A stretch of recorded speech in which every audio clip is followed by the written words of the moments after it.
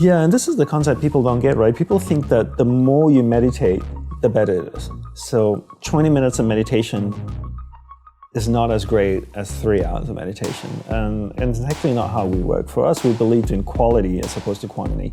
We spent the whole day preparing to meditate.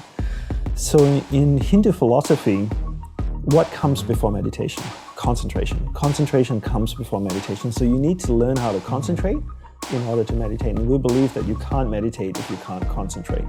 So we spend the whole day focusing on concentration.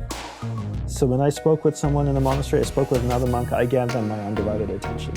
When I worked on my laptop, I focused on working on my laptop. When I swept the sidewalk, I focused on sweeping the sidewalk. So throughout the day, I'm practicing concentration. Now when I go to sit down to meditate, I'm really focused and I can have a dynamic meditation session.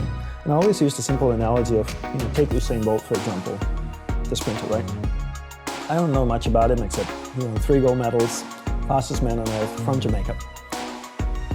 I can make an assumption and tell me if I'm wrong that his whole day is structured.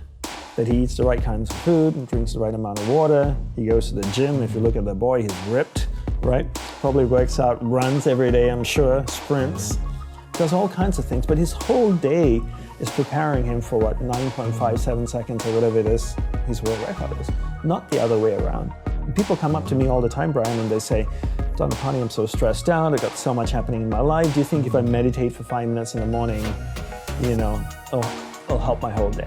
I'm going like, well, what are you doing with the remaining 23 hours and 55 minutes? That's what I want to know. Because if you try to meditate for 5 minutes in the morning and the rest of the day you just live a chaotic life, that's not, it's a good start, but it's not really helping you. It's like eating a carrot in the morning and then eating hamburgers and fries all day and hoping to have a healthy diet. You have to understand that your whole day, your lifestyle is what's going to support your meditation practice at the start. And then your meditation practice grows, and then it turns around and supports your lifestyle. Right. But not the other way around. You don't create a meditation practice to support your lifestyle. You create a lifestyle first, meditation second. Then meditation affects the lifestyle, not the other way around. Everybody in the West has got it backwards. And what should we be doing with our lifestyle to make it to where it's maybe more meditation friendly?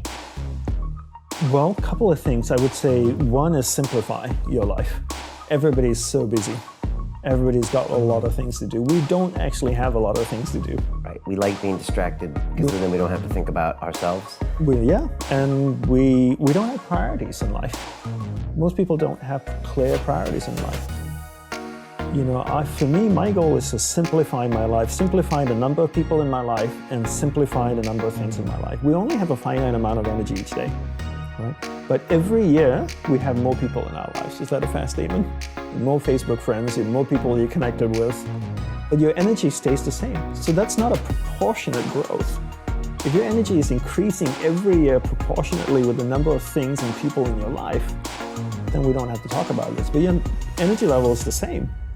But the amount of people and things in your life are growing almost exponentially. So whereas that doesn't work.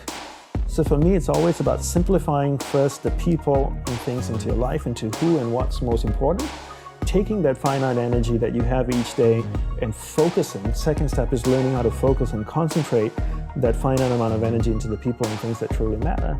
Now you start to create a lifestyle that you actually love because you invested into people and things that matter. And the byproduct of that is happiness.